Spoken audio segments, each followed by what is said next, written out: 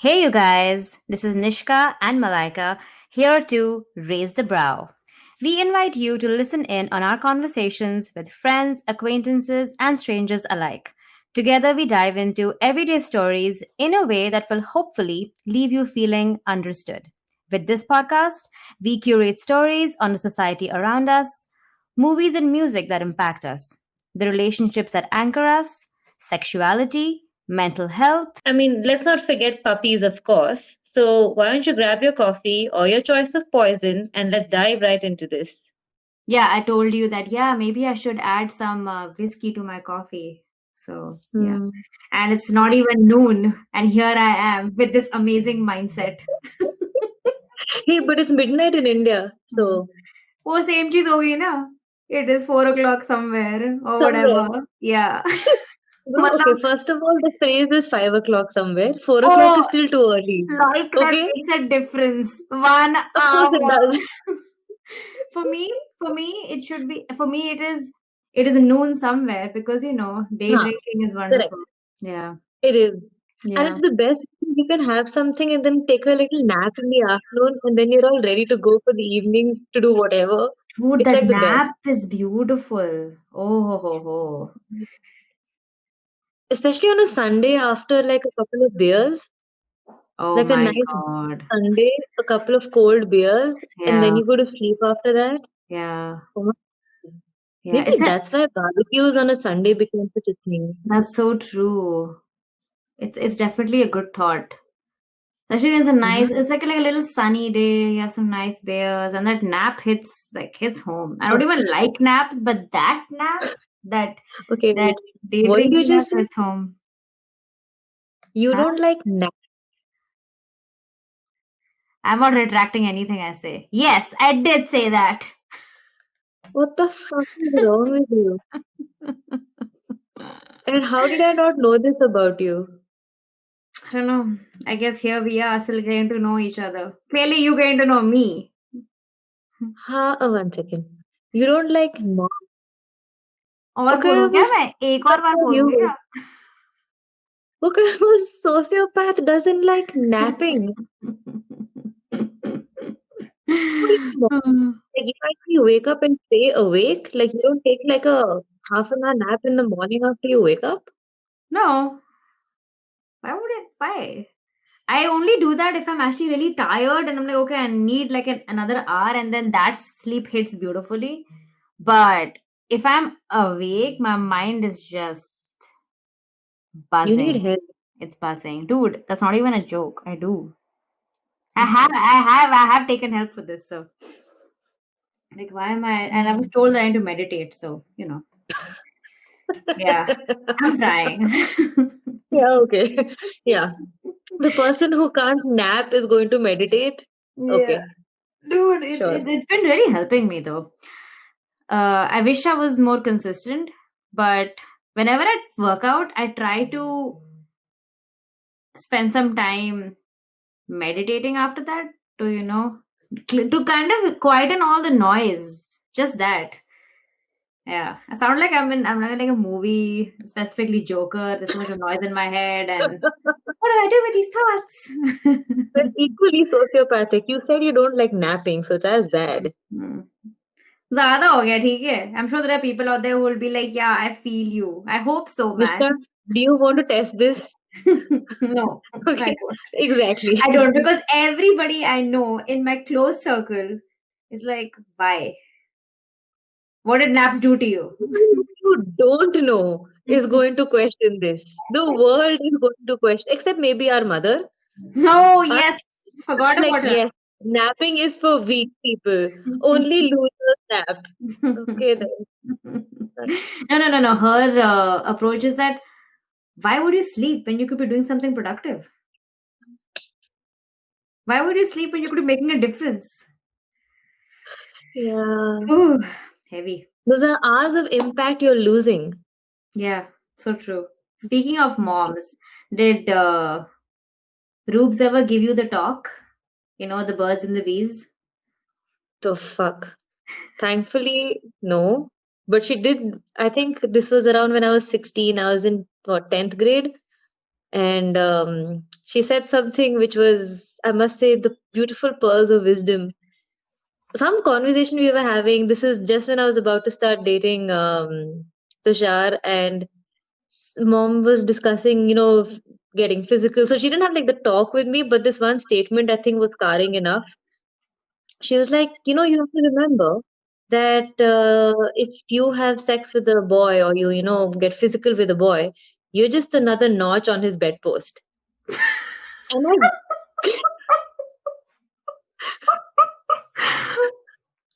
okay, first of What? all, I was 16. Wow. Uh, and I don't know if you remember this. Actually, no, you'll definitely remember. You have like some crazy memory. But you remember how mom didn't let me watch 90210 or the OC or any of those shows because Yes, she thought yes. like I'm going to suddenly become this chick who has a pool in her backyard and drives like a Merc to work or school or something. I don't know. If Anyway, only. exactly. I mean, like, I don't even know how you could relate to those shows if you're going to army school. I mean, how do you relate to a Beverly Hills high school if you're attending army school? I like anyway. So I Mm. remember my mom said that. I was just thinking, I was like, but this guy is really cute. What if I want to make out with him and I don't want to date? I mean, why do I have to date every boy I like? But I had the beautiful wisdom of a 16 not to ask that question and instead just nod my head at her and be like, yes, yes, correct. I am just another notch on his bedpost. Yes, that's me. That's me. Well, I would say very tactful of you to not give in to your monkey brain and be like, go into full flight. Kya, mummy? How can you say that to me? Yeah. How I was your first? Did she have it with you? Well, with me, she actually did have the talk. Okay. Hmm. So picture this. Okay, Hmm. this is the time when we were living in Bangalore, and we used to live close to MG Road in that Karyappa officers Yeah, colony. yeah, yeah. Okay, Yeah. and I remember this so clearly. Okay, so we're in the living room, and the living room used to open up into a balcony, right? So the curtains are open, and we are sitting in the living room. And us samay we had those bean bags. Remember? Yeah, yeah, yeah. Yeah, yeah. So now those bean bags. So Rubes was sitting on one of the bean bags, the red one, and I was sitting on the other one, and she was having her evening tea. And this was on a Sunday because she was home. And we're sitting and talking, and she's like, "Oh, how's school? How's NCC? And what's happening?" Hey, You don't remember forget. that ugly ass NCC uniform? That ugly fucking uniform. Dude, I loved NCC. Okay. You liked it because of the dosa you used to get every day after the marching, okay? Please. Yes, the set dosa specifically, please. Yeah. Respect. So, Yeah. Plus I anyway, think I made some very good friends. Anyway, not the point. So yeah, so she's like, how's NCC, how's school? And of course, then she's like, oh, who are the boys you're crushing on? And me being me, who was always the way I am, like I am right now, I gave her a list of boys that I thought were cute. Whereas I should have just kept quiet and been like, yeah, it's the koi hai nahi, nothing special. But no, I told her the boys who I think are cute and the boys who think I am cute. Okay, bad move, good, bad move. good job. Yeah. So then this talk is burnt into my brain. I was 13. Okay, I'm turning 30 soon. Oh wow, that's so poetic. 13 going on Yeah, 30 that's a ho gaya. movie. Yeah, 13 going on 30 ho gaya. So anyway, sitting there again. So then she said, then she just starts. She said, before you think about having sex, and as a 13-year-old, that was, dude, that was scary because I did not want to. So she goes, so before you think about having sex, you should know that it's something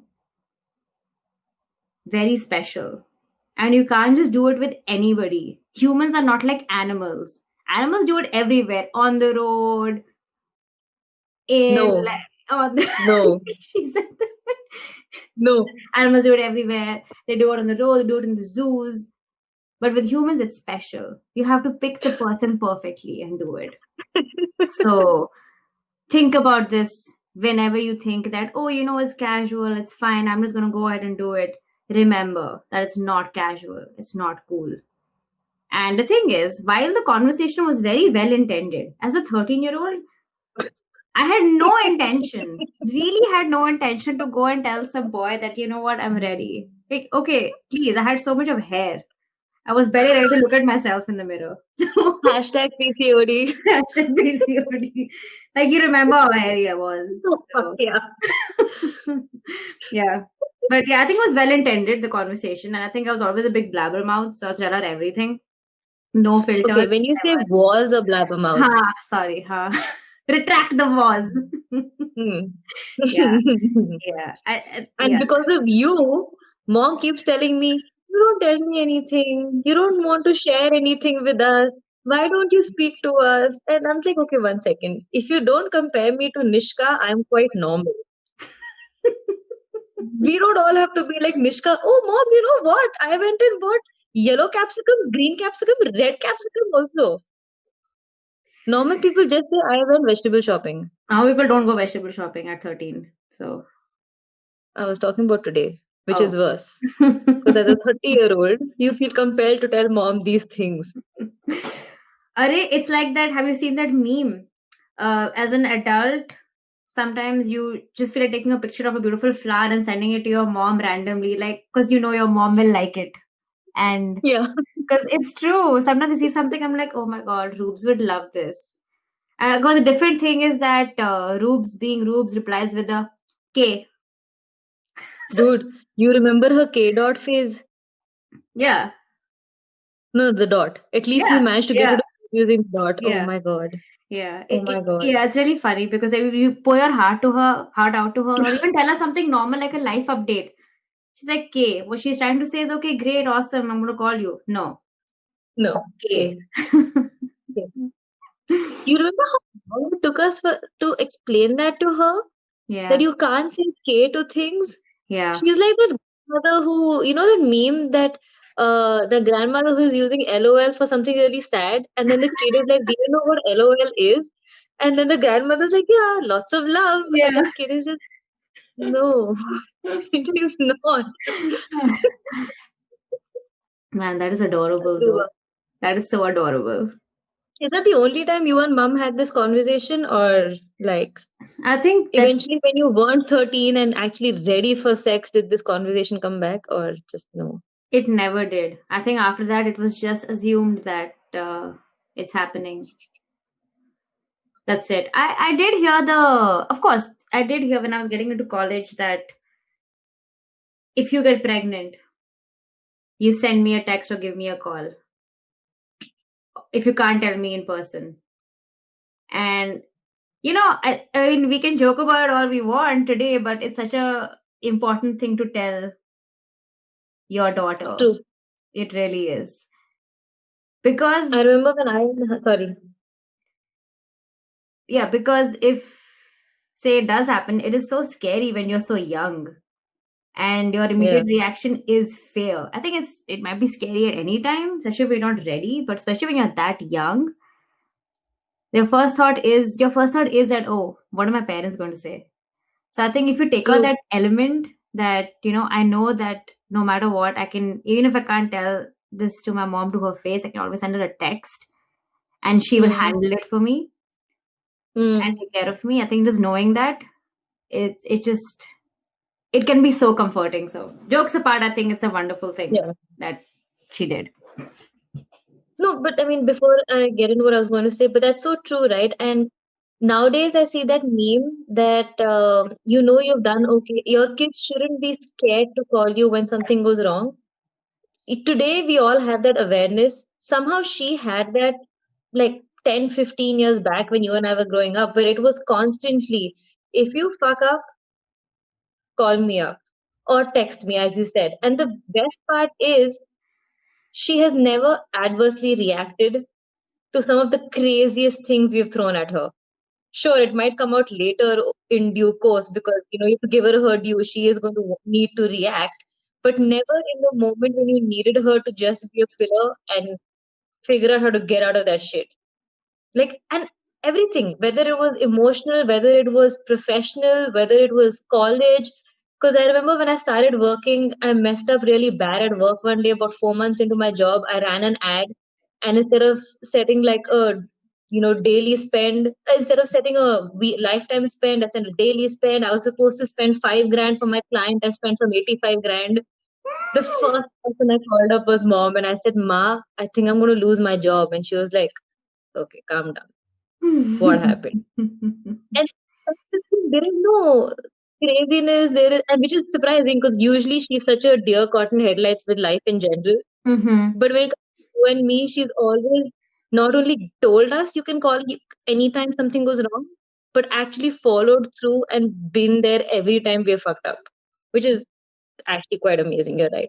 But Yeah. um, I remember this time that this happened to you because she sent me a text saying Mel is not in a good place, send her a text, call. And I remember even talking to you about this because it can be very scary when you know, F something up in mm, your first job, because your first job is such a big thing, right?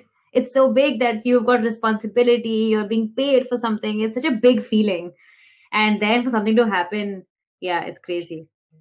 But this is what is wonderful about um, mothers like Rubes, that they have this, and I think this is just for most mothers, I would say. They just have this amazing hindsight mm, to know what is going to happen and what can happen to their child, and in their own way, no matter what it is, they try their best to equip you. true. Yeah, I mean, you may or may not see it, and I think most of us when we're young, we just don't see it, and you don't want to see it and you get angry. I remember when I was dating somebody in my early 20s, I also knew it was like a pretty shitty relationship. But hearing it from Rubes, Oh yeah, when you hear it from her, like, that's a truth bomb, right? yeah. I remember her saying that, yeah, this is not for you, it's not going to work out.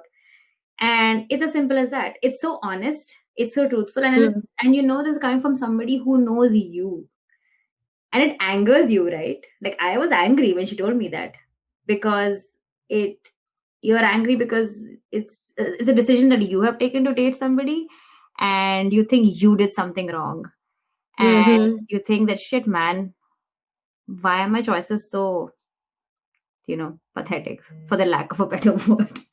So I think that's what is amazing. Like, whenever you talk about moms to somebody, like, it is such a universal thing that there's a mom roast which begins like, ugh, my mom, she does this, her mom do that, but at the end you're like, shit, man, I need to call up my mom now. Yeah, yeah, true. Yeah. But there is something about Ma. If you notice, she never stopped us from dating. It was never about the guy per Mhm. se. It was always, you are so much better than him. Yeah. Like, it was never, oh, who are you dating? Why are you dating? It was never that. It was always, okay, I mean, sure, you might feel happy right now, but in a few months, you're going to realize that you can do better, which was equally putting off at the time, obviously. Because at that time, especially when you're like 16, 18, 21, you're just like, no, but even though, as you said, you always know if the relationship's working or not. You might be committed in that moment, sure. You will be, and you do genuinely believe you're in love, but that voice at the back of your head is telling you that you're in love now. You're not going to love this person in a year, but you still want that relationship for that year at least. But yeah, Preach. Yeah. Yeah, that's yeah. absolutely true. Thank you for tuning into this week's episode. If you have experienced something that made you raise the brow, we would love to hear your story. Till then, don't forget to like, share, and subscribe so you don't miss next week's episode. As always, keep raising the bar.